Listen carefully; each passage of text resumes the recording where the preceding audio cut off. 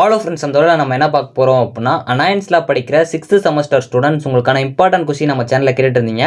So நம்ம இந்த வீடியோவில் OIE 351 introduction to industrial engineering அதுக்கு இம்பார்ட்டன்ட் கொஸ்டின் தான் ஃப்ரெண்ட்ஸ் பார்க்க போகிறோம். ஸோ உங்கள் 9 டேஸாக பார்ட்டியாக பார்ட்பின் பிரித்து கொடுத்துருக்கேன். ரெட் கலரில் போல்டு பண்ணியிருக்க டாபிக்ஸ் எல்லாமே நல்லா பார்த்துக்கோங்க. இது போக உங்களுக்கு வேறு இம்பார்ட்டன்ட் கொஸ்டின் வேணும் அப்படின்னா மறக்காமல் கமெண்ட் பண்ணுங்கள். நம்ம ஆல்ரெடி அப்லோட் பண்ணியிருக்க செமஸ்டர் 6 வீடியோஸ்லாம் நீங்கள் பார்க்க நினச்சிங்கன்னா நம்ம சேனலில் செமஸ்டர் 6 இம்பார்ட்டன்ட் கொஸ்டின் ஒரு பிளேலிஸ்ட் இருக்கும், அதை கிளிக் பண்ணி பார்த்துக்கோங்க.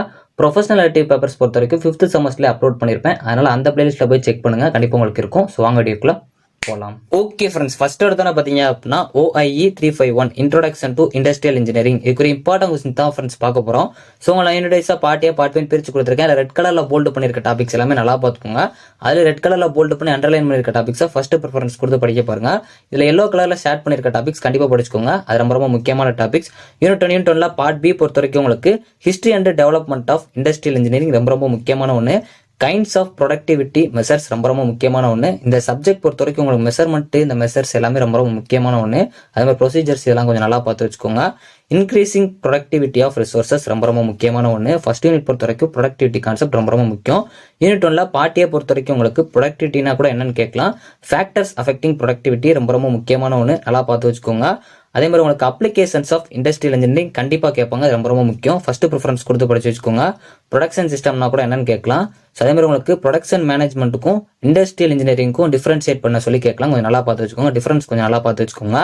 யூனிட்ல பார்ட் பி பொறுத்த வரைக்கும் உங்களுக்கு ஃபேக்டர்ஸ் அஃபெக்டிங் பிளான்ட் லொகேஷன், இந்த பிளான்ட் லொகேஷன் ரொம்ப ரொம்ப முக்கியமான ஒன்று. அதே மாதிரி இந்த லே அவுட் கான்செப்டும் கொஞ்சம் நல்லா பார்த்து வச்சுக்கோங்க. So methods of plant and facility layout இது கொஞ்சம் நல்லா பார்த்து வச்சுக்கோங்க. ப்ரொசீஜர் ஃபார் பிளான்ட் லேஅவுட் இது 15 மார்க்ல கேட்கலாம், கொஞ்சம் நல்லா பார்த்து வச்சுக்கோங்க. மெத்தட்ஸ் ஆஃப் லைன் பேலன்சிங் ரொம்ப ரொம்ப முக்கியமான ஒன்று. இந்த லைன் பேலன்சிங் 2 மார்க்ல கூட கேட்கலாம், கொஞ்சம் நல்லா பார்த்துக்கோங்க. யூனிட் 2 பார்ட்டியை பொறுத்த வரைக்கும் உங்களுக்கு லைன் பேலன்சிங்னா ரொம்ப ரொம்ப முக்கியம். டைப்ஸ் ஆஃப் பிளான்ட் லேஅவுட் ரொம்ப ரொம்ப முக்கியமான ஒன்று. இந்த டைப்ஸ் கான்செப்ட் கண்டிப்பாக படிச்சு வச்சுக்கோங்க. 2 மார்க் இல்லாட்டி பிகாஸ்ல வந்து பிரீஃபாக கேட்கவும் சான்சஸ் இருக்கு, கொஞ்சம் நல்லா பார்த்துக்கோங்க. ஃபேக்டர்ஸ் அஃபெக்டிங் பிளான்ட் லொகேஷன் ரொம்ப ரொம்ப முக்கியமான ஒன்று.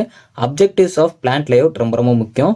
Working principle of plant layout ரொம்ப ரொம்ப முக்கியம். இந்த பிரின்சிபல்ஸ் கான்செப்டும் கொஞ்சம் நல்லா பார்த்து வச்சுக்கோங்க. பிரின்சிபல்ஸ் டைப்ஸ் இதெல்லாம் கொஞ்சம் நல்லா பார்த்து வச்சுக்கோங்க. யூனிட் 3 பார்ட் பி பொறுத்த வரைக்கும் உங்களுக்கு ergonomics and its areas of application in the work system ரொம்ப ரொம்ப முக்கியம். ஃபர்ஸ்ட் ப்ரிஃபரன்ஸ் கொடுத்து படிக்க பாருங்க, ரொம்ப ரொம்ப முக்கியமான ஒன்று.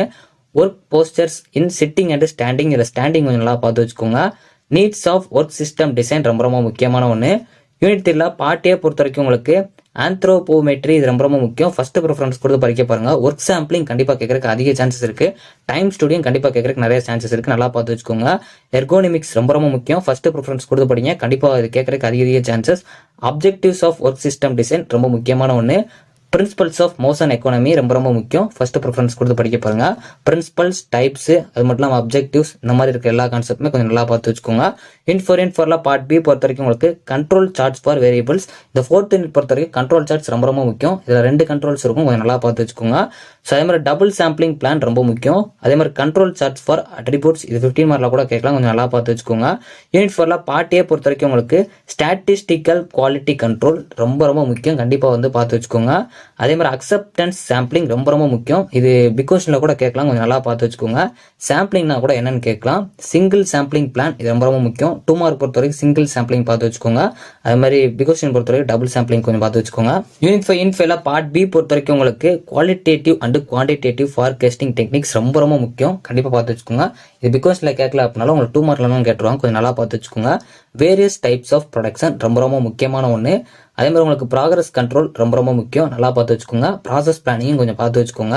Scheduling and control of production இது கொஞ்சம் நல்லா பார்த்துக்கோங்க. யூனிட் 5 பார்ட்டியை பொறுத்த வரைக்கும் உங்களுக்கு ஷெடியூலிங்னா என்னன்னு கேட்கலாம், கொஞ்சம் நல்லா பார்த்து வச்சுக்கோங்க. ஃபார்காஸ்டிங்னா என்னன்னு கேட்கலாம், இது கண்டிப்பாக கேட்கறதுக்கு அதிக சான்சஸ் இருக்கு, கொஞ்சம் நல்லா பார்த்து வச்சுக்கோங்க. டிஸ்பேச்சிங்னா என்னன்னு கேட்கலாம், ரொம்ப ரொம்ப முக்கியமான ஒன்று. டைப்ஸ் ஆஃப் ப்ரொடக்ஷன் கண்டிப்பாக கேட்பாங்க, கொஞ்சம் நல்லா பார்த்து வச்சுக்கோங்க. எக்கனாமிக் பேட்ச் குவான்டிட்டி ரொம்ப ரொம்ப முக்கியமான ஒன்று. ஸோ அதே மாதிரி உங்களுக்கு குவாலிட்டேட்டிவும் குவான்டிடேட்டிவ் ஃபார்காஸ்ட்டையும் உங்களுக்கு டிஃபரன்ஷியேட் பண்ண சொல்லி கேட்கலாம். ஸோ அதனால் அந்த டிஃபரன்ஸ்லாம் கொஞ்சம் நல்லா பார்த்து வச்சுக்கோங்க. ஸோ ரெட் கலரில் போல்டு பண்ணியிருக்க டாபிக்ஸ் எல்லாமே நல்லா பார்த்துக்கோங்க. அதே ரெட் கலரில் போல்டு பண்ணி அண்டர்லைன் பண்ணியிருக்க டாபிக்ஸை ஃபர்ஸ்ட் ப்ரிஃபரன்ஸ் கொடுத்து படிங்க. கண்டிப்பாக அந்த எல்லோ கலர் ஷேட் பண்ணியிருக்க டாபிக்ஸ்லாம் ஒமிட் பண்ணிடுறாங்க.